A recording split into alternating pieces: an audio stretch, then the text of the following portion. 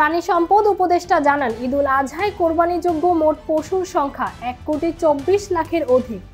এবার প্রায় 20 লাখের অধিক গবাদি পশু উদ্বৃত্ত থাকার সম্ভাবনা রয়েছে।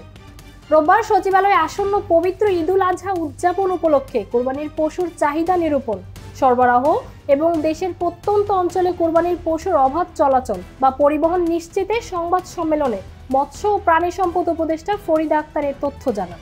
তিনি বলেন, প্রতি বছরের মতো এবছরও প্রাণী সম্পদ অধিদপ্তর, মৎস্য ও প্রাণী সম্পদ মন্ত্রণালয় দেশে কোরবানিযোগ্য গবাদি পশুর সংখ্যা নিরূপণ করছে।